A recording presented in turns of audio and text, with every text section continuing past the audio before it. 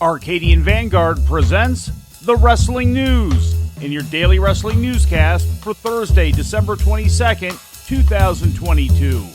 Good morning, I'm Mike Sempervive. We begin with last night's Holiday Bash edition of AEW Dynamite, broadcast live on TBS from the Freeman Coliseum in San Antonio, Texas.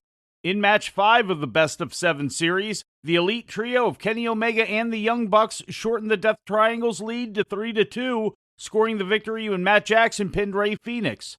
The Death Triangle trio of Phoenix, Penta Zero Miedo, and Pac attacked the Elite after the match with hammers, leaving them bloodied in the ring. Wow, I'll tell you. There it is, the beatdown. After the bell, the Elite now only a 3-2 deficit, but the damage being done here after the bell, Taz. Yeah, it's nasty right now. The Elite really needed that to survive and continue in this series. But they won the battle, the war, I should say, but the battle now is, this is bad. They're going to bust these guys open. Look at this. Oh, good God. In the main event, Jamie Hayter successfully defended her AEW Women's Championship against the former champion Hikaru Shida. A brawl ensued following the match as Hayter, along with Britt Baker and Rebel, attacked Shida, but were run off by Toni Storm and Saraya. The show opened with the Jericho Appreciation Society attacking Ricky Starks after he refused membership in the group, with Action Andretti making the save. Andretti was then hit with a fireball from Chris Jericho during a later backstage interview segment. Hey, cool it. Take it easy, man. We're here to give you a compliment, kid. You're in a hot streak. A real hot streak. A real hot streak. Some would even say, man, you're on fire. Oh! Right in the face! Oh! Right in the face! Fire!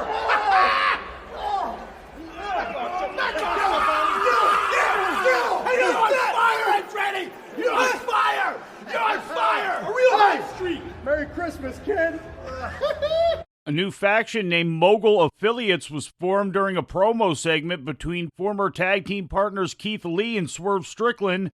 During the segment, Lee was attacked by Strickland, along with Parker Boudreaux and the debuting Grandin Goatsman, a former minor league baseball player. Hip-hop artist Rick Ross didn't physically join in on the attack, but was clearly aligned with the new trio. Colton and Austin Gunn dealt FTR their third loss in a row, beating the IWGP and AAA Tag Team Champions when Colton pinned Dax Harwood by using the ropes for leverage. In other results, Jon Moxley pinned Darius Martin in Martin's first singles match in AEW, and Hook defeated Exodus Prime in Hook's first Dynamite match in 5 months. With some more AEW news, here's the Wrestling News' Lou Kipilman. Tony Khan spoke to TV Insider yesterday morning and discussed the upcoming changes fans can expect to the TV presentation of Dynamite and Rampage, with new co-executive producer and senior production executive Michael Mansouri now on board. Said Khan, quote, "We're going to open the year on Wednesday, January 4th with the first Dynamite in Seattle, marking a full year of Dynamite on TBS. We'll definitely have a new look, to say the least. I'm excited about it. I think it's a nice thing to present to the fans, but frankly, I found more so than ever, the more you talk about these things, when you build them up, you don't want to create expectations that are impossible. I will say the set will be beautiful, though." End quote. Mansouri, a former WWE VP of Global TV Production, was hired by AEW last week. For the Wrestling News, I'm Lou Kipilman. In ratings news, NXT last Tuesday night drew its largest audience on the USA Network since October 25th, with 705,000 viewers tuning in, according to Showbuzz Daily. That number is up 5.86% from last week's 666,000 viewers. Despite the higher overall audience, the rating in the key 18 to 49-year-old demographic was actually down 17.64%, coming in at 0.14 after last week's 0.17, according to WrestleNomics. According to Post Wrestling, in Canada, the show garnered 82,000 English-language viewers and 24,000 in the 25 to 54-year-old demographic on Rogers Sportsnet 360. The overall viewership was NXT's highest on the station since January 25th and tied for the second most watched episode in Canada this year. With some New Japan Wrestling news, here's the Wrestling News' Lou Kipilman. Cable network AXS TV will provide exclusive coverage of Wrestle Kingdom 17 in the United States and Canada, according to an official press release yesterday. The network, which already airs New Japan content weekly, will feature matches from Wrestle Kingdom on tape delay starting on Thursday night, January 12th, and continuing for 5 weeks after.